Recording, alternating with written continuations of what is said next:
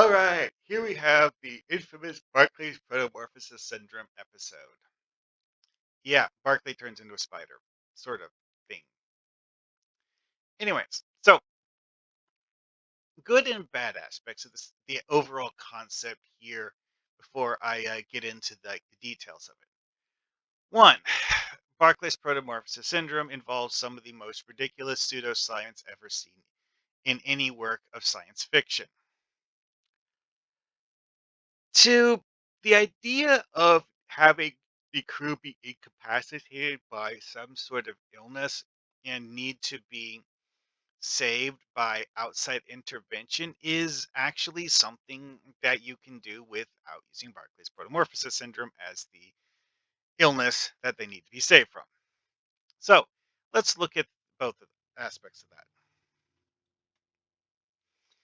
Okay, the overall plot here, like I said, it's pretty simple. It's like you have the whole thing at the beginning where the medical staff are treating people. Barclay gets treated because he's sick, and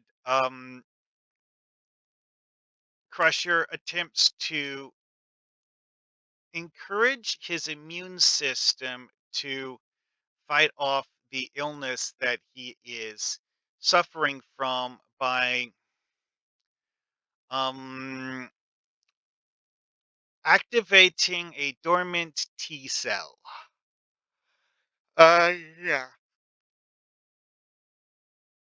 Anyways, this goes horribly wrong and causes all sorts of random latent genetic traits to be activated, but also somehow whatever treatment Dr. Crusher gave to Barclay spread through the crew of the ship like like the common cold. People became infectious so fast that it was ridiculous, and everyone on the ship eventually got infected before anyone was able to find any sort of treatment for it. Now, there is some evidence that they were actually attempting to treat it, but all the medical personnel attempting to treat it were infected before they actually managed to uh, get anywhere. Again, also, this is an episode where there's actually a relatively small number of characters in it because of the fact that they're doing prosthetics for almost everyone. So the number of people that they actually show is extremely small due to the fact that they have to put the prosthetics on them all. And a lot of them are only seen for a few minutes. So they probably just like put on the prosthetics, filmed however many scenes they were using for that character, and then called it good. Anyways, the weird variety of things they got turned into is also something that's particularly noteworthy because the fact that we have here five examples of humans.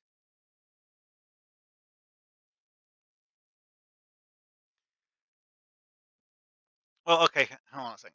Barclay's a human, Ogawa's a human, Picard's a human, Riker's a human, that's four. And then we have Deanna Troy, who's part human. Who's Dern again? I don't remember him. This is probably a minor crew member that's like, never been seen before or since. Yeah. Hmm.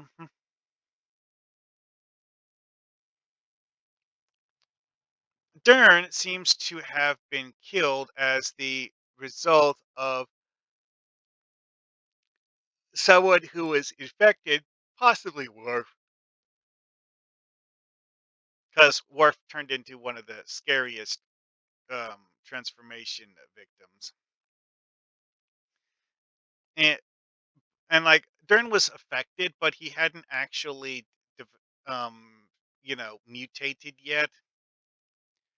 Anyway, so Barclay partially turns into some sort of weird spider-like monster. It's not entirely clear if he'd actually finished transforming. because as we see with Livingston,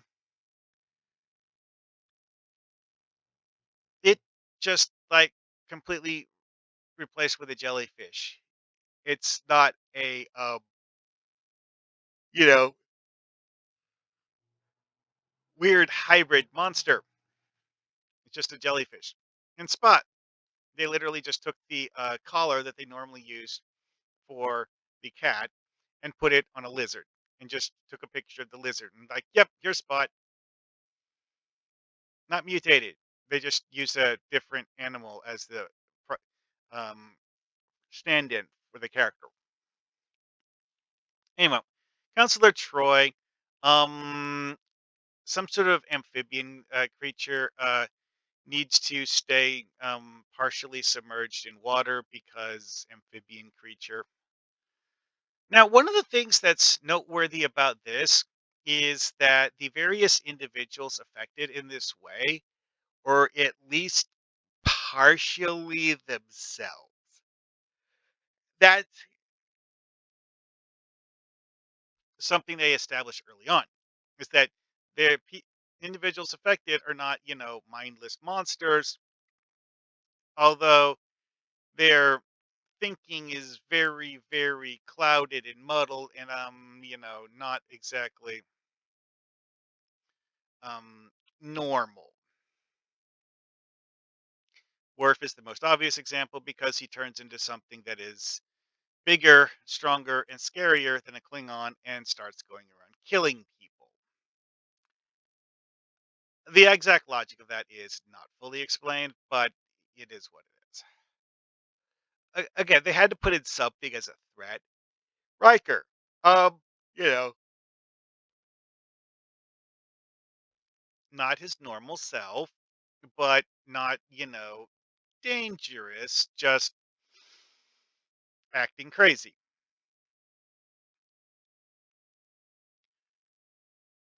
Troy, not hostile, but she just kind of like stays in the bathtub because she doesn't want to get out of it. The exact logic behind why she's in the bathtub is just like she devolved into some sort of amphibian and it doesn't go any farther than that.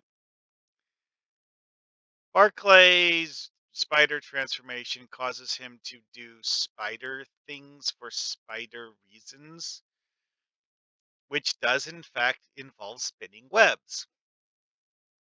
And then you have Nurse Ogawa, who, yeah, seems to be unconscious. I don't remember what their logic was for her being unconscious.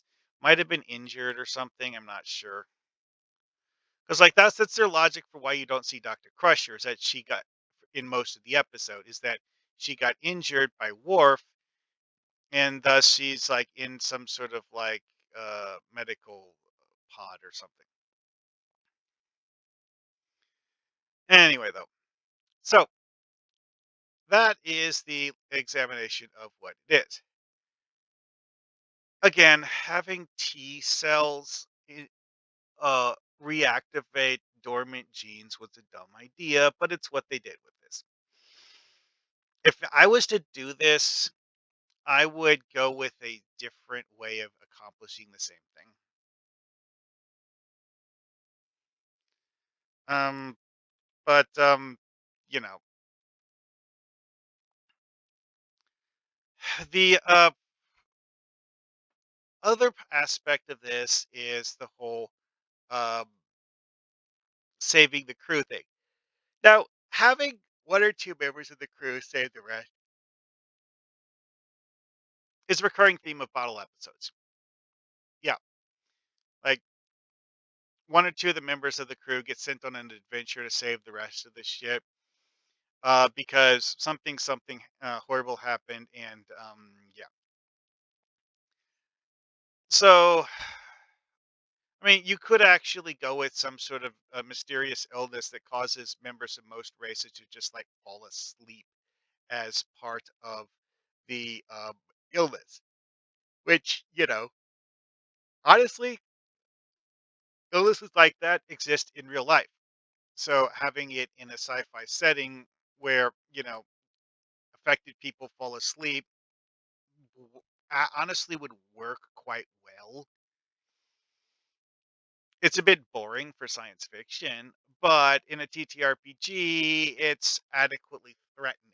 You don't want to get it because now you're helpless. And honestly, having that as a plot for where the like real danger is that oh yeah, there's space pirates who are are the source of the contagion, and they intentionally are doing this because they want to well hijack ships and infecting the crews with an agent that causes them all to fall asleep makes it a lot easier. So, that's your threat vector, I guess you could say. 'Cause, again, you need to have some sort of a threat, which is why they had Worf turn into a bug monster and start bashing down doors. Yeah, they did that. Anyways, though. But yeah, it's like one thing they mentioned here is that it's a gradual transformation process, and Troy, finds herself wanting to be submerged in liquids because reasons, and everyone just starts acting off of instinct more than rational thought. Oh yeah, here's the Crusher getting injured thing. Worf, as a bug monster, has the ability to spit venom on people. Okay. Now, one thing that's important to remember about this is that the weird variety of things that people turn into is because of the fact that they're not actually devolving in the traditional sense.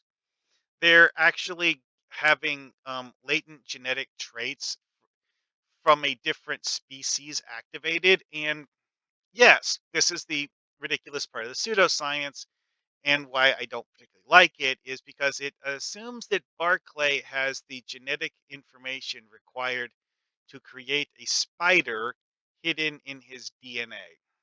Inactive. None of Barclay's ancestors were spiders, though. Why would he have that? Which, yeah, that's kind of sort of one of the failures here is that real world genetics people think that this is impossible because of the fact that when species change, they don't just have the old DNA become archived for later use, it gets replaced with something else. So the amount of devolution this would actually give is very minimal. However, real world, we actually do have viruses that create new genetic traits, um, or copy genetic traits. Sorry, and that actually will, blur the lines of species sometimes because, like, it has actually been seen to cause genetic traits to get moved from one plant species to another in nature. Very unusual thing to happen, but it has been known to happen. So the idea of a, retrovirus that implants additional genetic material into anyone who's infected with it, um, plausible. And having it, do a sci-fi thing where the people start mutating into something scary, and then you have to find a way to save them all before they completely turn into monsters. Well, oh wait, Star Trek already did that with that episode where Geordi LaForge turns into the Tarchanin thing. Yeah, the Tarchanin things, like this episode, are not just mutated humans. They also regress into some sort of mental state where they act like primal whatever creatures and don't really, act like people. They act like creatures, at least for the most part. Which, you know what? Having the crew get exposed to the Tarchanin parasites so that they start mutating into Tarchanin life forms, or make up your own variant of the idea because, quite frankly, making up your own variant makes the story more interesting because then you have people who have actually seen the TV shows won't actually be able to just fix it because they don't actually know what the cure is. Like, oh yeah, also here it mentions that LaForge is in the episode, but we don't actually see a transformed version of him. Something happens, he like falls asleep and we don't see him later on. Hmm.